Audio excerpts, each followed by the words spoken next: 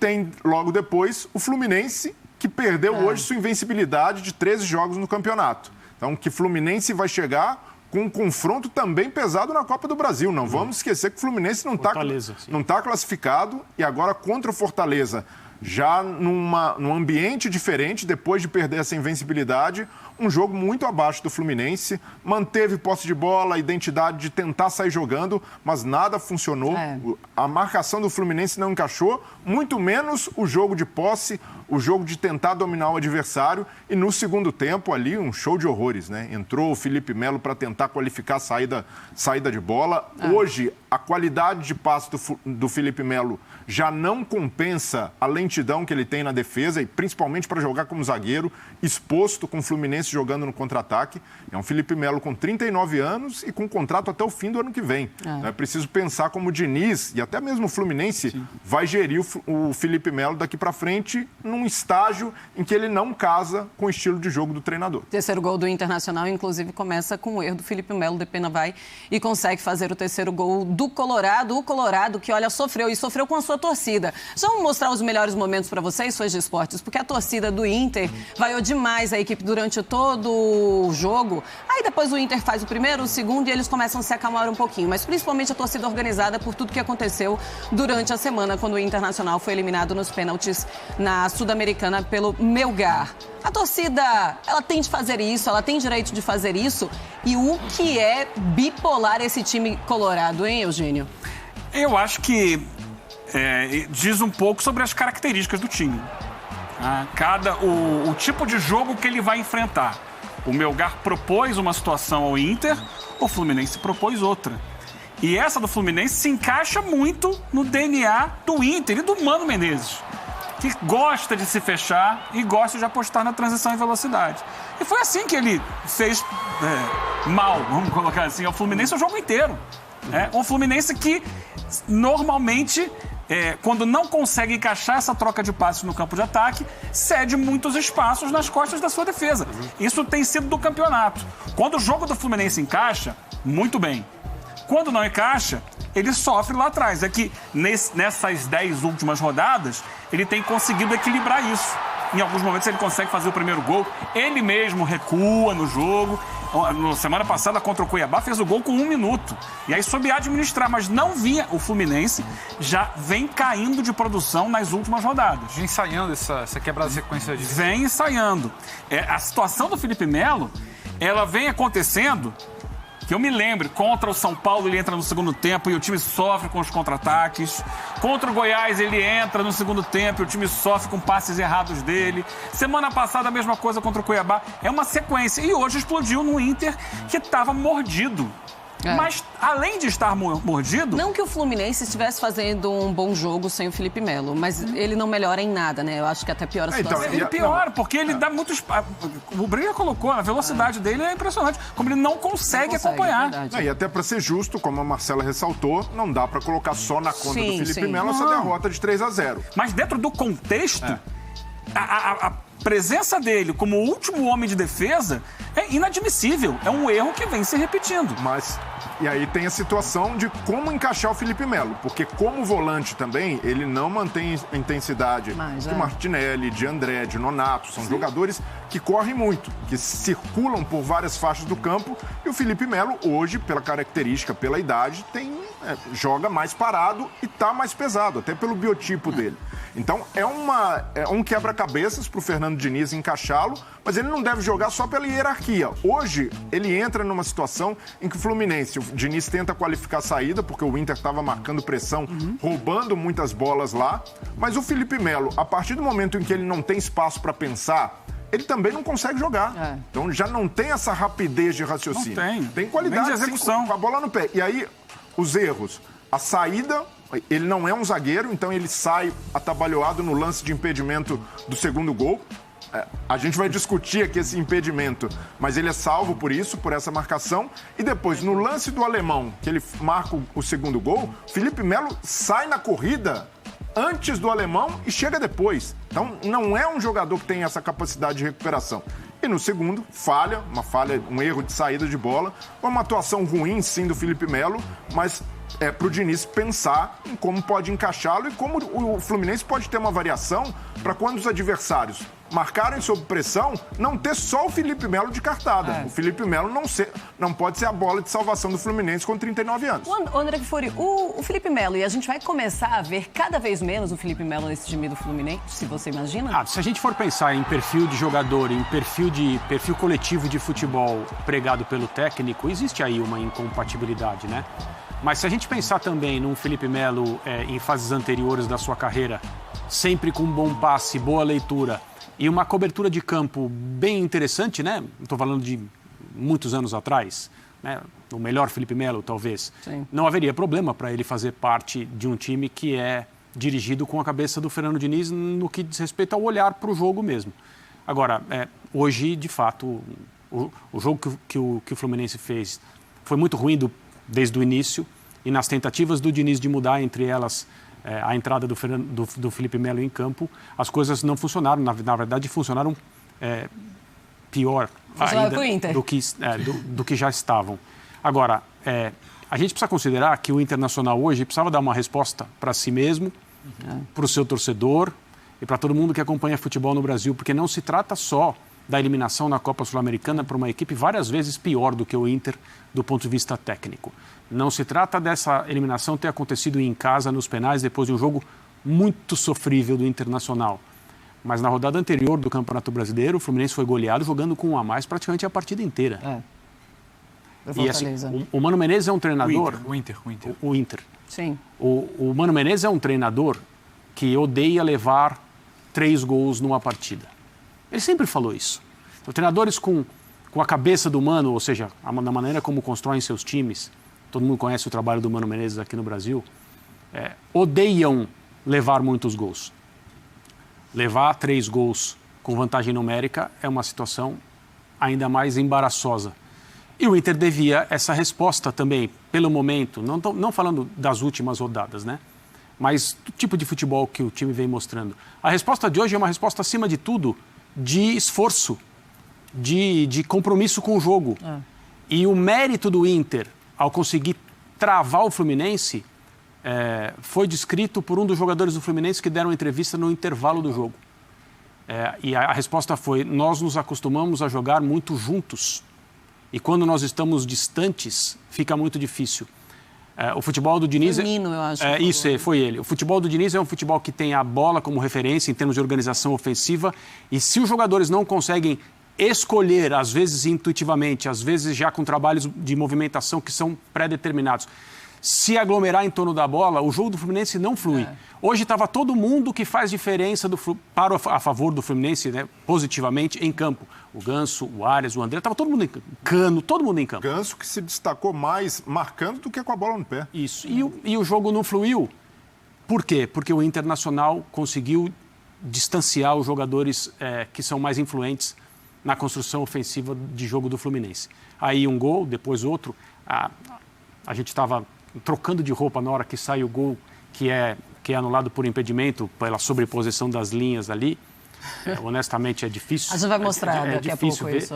Mas muito mérito do Internacional, na maneira como o Internacional se acostumou a jogar desde que o Mano assumiu. E poderia, inclusive, o Internacional se perder mentalmente naquele momento, porque era o segundo gol, seria o segundo gol, esse gol que foi anulado pelo VAR. Mas aí depois ele continua organizado, o Fluminense não consegue se encontrar no jogo e o Inter faz o segundo e depois o terceiro já nos acréscimos.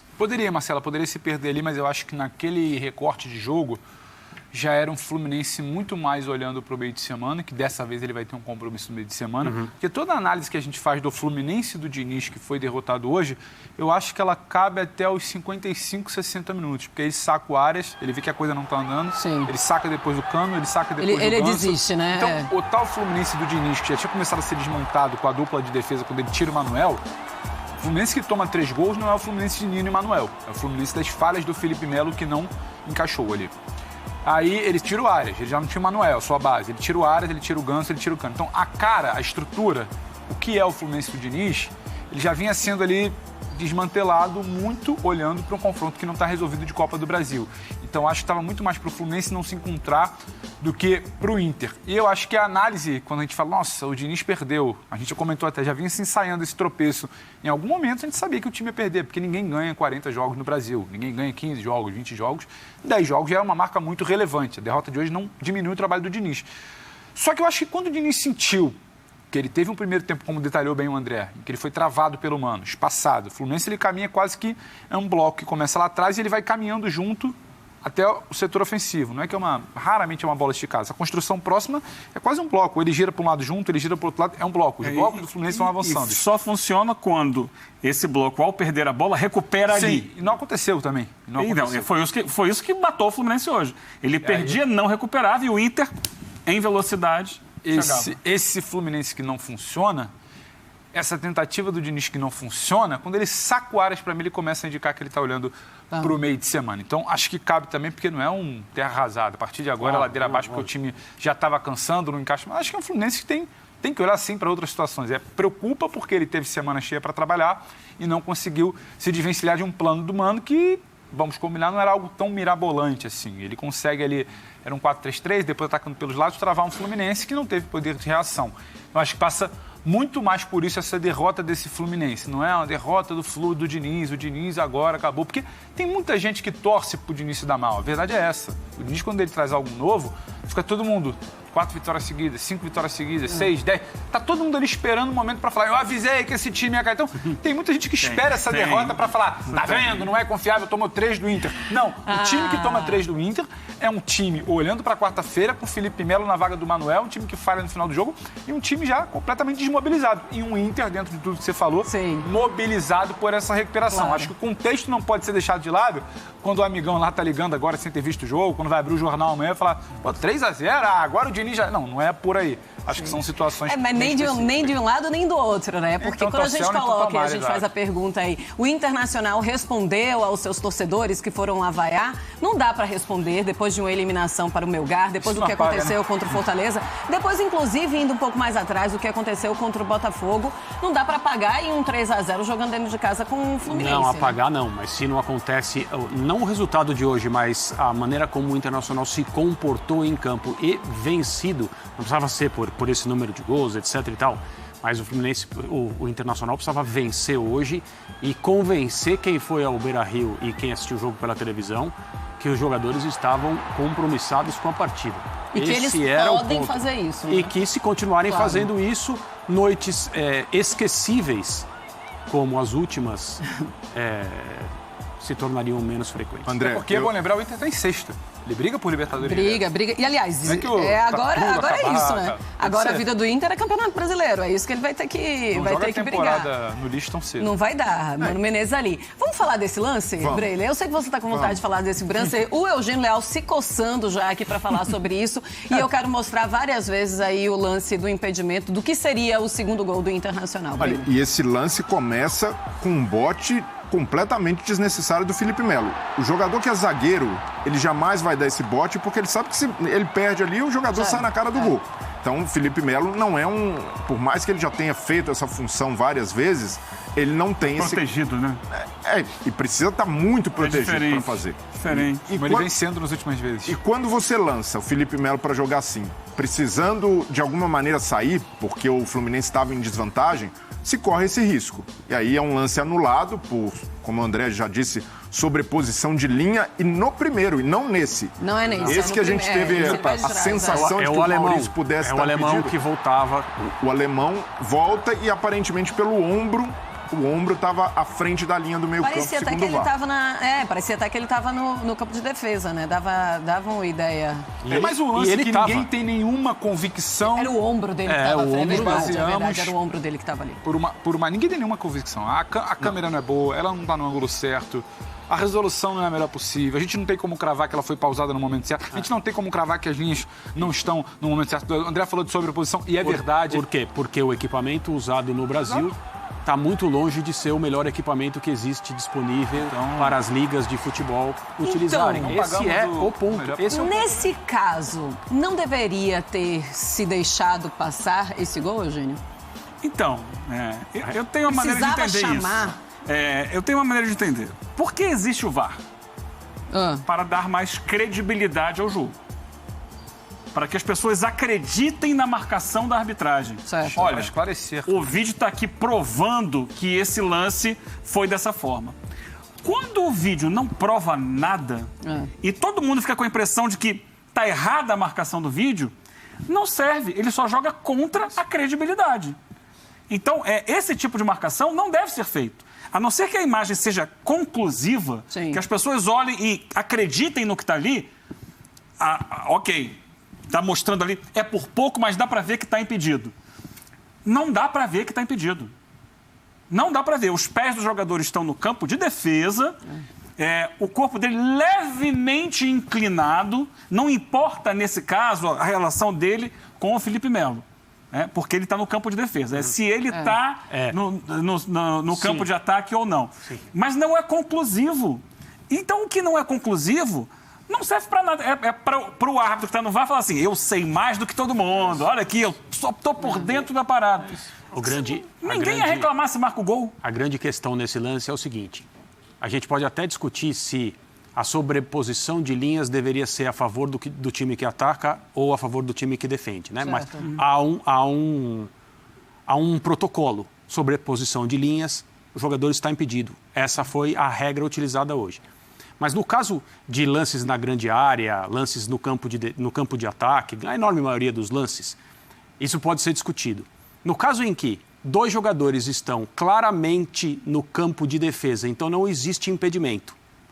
Mas talvez o ombro de um deles esteja adiantado. E isso é suficiente, porque a regra diz que se for o ombro, se for a cabeça, pode marcar o impedimento. Talvez para lances como esse, isso não devesse valer. Porque os 2 estavam no campo de defesa do Internacional. Né? A gente pode discutir o ombro em algum outro tipo de lance. Quando os 2 jogadores estão com os pés dentro do campo de defesa, mas veja você. O ombro. Não é razoável que o ombro faça a diferença, entendeu? É isso que eu estou querendo dizer. A vantagem. É isso. O jogador do Inter. A Marcela nos pergunta o que fazer. O Eugênio trata da clareza. Você traz sugestões. A gente está aqui se debruçando de um lance que a gente não sabe qual é o ideal, porque não há o ideal. E se marca com uma convicção. A câmera utilizada para um lance na linha do meio-campo, é uma câmera lá no campo de ataque, inclinada. Você não tem nenhuma certeza se você está traçando a linha dentro daquela angulação ali, se você está traçando ali exatamente no último ponto do jogador, que é para ser paralelo. Você não tem nenhuma certeza. Você não tem certeza da sobreposição de linha, você não tem certeza se é o momento exato que a bola sai do pé do jogador, você não tem certeza se o ângulo não está te traindo ali, se você está marcando certinho para um jogador e para o outro. Então, assim, a gente está dando muita sugestão para algo que não está claro. Aí a gente pega lá aquela premissa toda do Eugênio. Então não está esclarecendo. Não está esclarecendo, ou você repensa o protocolo para o próximo ano, ou você deixa seguir. Só que é uma coisa de que eu preciso traçar, eu preciso dar uma resposta. Agora tem essa pressão que eu acho que é uma pressão, por mais que seja para esclarecer, dar mais, sabe, uma situação de transparência, é traçado ao vivo. Ele está sendo pressionado, ele não pode errar, ou ele corre o risco de ser um vexame, sabe, nacional. Sim. Então, tudo isso entra rodada, que era para esclarecer. Entra rodada, sai rodada, tá a gente falando sobre o VAR e reclamando mais uma vez. Não houve um chamado, né? Gol é checado. Então, acabou. Houve o chamado porque sempre tem a checagem. Sim. Então é chamado para dizer que ali estava... Desculpa, Breida. Os árbitros, eu já conversei com vários sobre isso, os mais antigos, eles dizem o seguinte, são 17 regras no futebol, tem a 18ª. Que é o bom senso. Certo. Às vezes o VAR inibe o bom senso. Porque você acaba sendo obrigado a interpretar a letra fria da lei em certas situações que o árbitro experiente dentro de campo, essa daqui não vale a pena.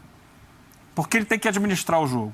E o bom senso indica o seguinte, alguém do Fluminense ia reclamar esse lance? Não. E o Garcia, uma vez traz isso, o bom senso também pontua o debate. Ninguém do Fluminense ia reclamar. Talvez pudesse reclamar do segundo momento. Né? Porque o jogador que claramente não está impedido, Maurício. Mas aí a câmera mostra que não havia impedimento. Então, segue o jogo. A gente faz vários jogos de campeonatos europeus em que, de repente, há algum lance duvidoso, o VAR rapidamente segue o jogo. Vambora, aquela discussão fica para trás e ninguém lembra. De repente, se você for pegar lá a filigrana, dá um zoom, aperta aqui, pode encontrar alguma coisa. Mas isso não é discutido. Segue o jogo, porque o importante é seguir o jogo, que as pessoas tenham a percepção de que o que está sendo feito está certo. Não é querer ser mais realista do que o rei. Às vezes o VAR quer ser mais realista do que o rei. E houve reclamação do Fluminense no lance do segundo gol, que de fato valeu. Da falta, né? Da falta no Caio Paulista. E não foi revisado. Cobrada em outro lugar. Mas nesse caso, eu concordo que não seja revisado, porque aí a gente entra em outra interpretação que é a origem do lance, início da jogada. E aí também... E aí teve discussão depois, inclusive, com as comissões técnicas por conta disso. Sim, né? o Fernando Diniz foi reclamar, o pessoal do Inter não gostou, mas a gente, de tanto olhar o VAR, se esquece da função principal do árbitro. É coisa muito banal, muito simples. O árbitro percebeu que o goleiro Daniel, ao pegar a bola para cobrar a falta, ele coloca num lugar diferente, ele joga para o meio da área, e a falta foi na lateral, para ganhar tempo, para enrolar, para fazer cera. O árbitro percebe, dá o amarelo para o Daniel, mas permite que o Daniel bata a falta num lugar totalmente equivocado, num lugar muito distante. A reclamação do Fluminense faz sentido, mas eu não vejo fundamento para se pedir mais VAR num lance que deveria ser do árbitro, só dele. Então, o VAR não pode tirar do árbitro principal a sua responsabilidade, que é cuidar de detalhes do jogo, que antigamente eram simples, mas o árbitro acredita que hoje, por existir um VAR, ele tem o álibi para esquecer do jogo e advertir um jogador por cera, mas permitir que ele cobre a falta no lugar errado.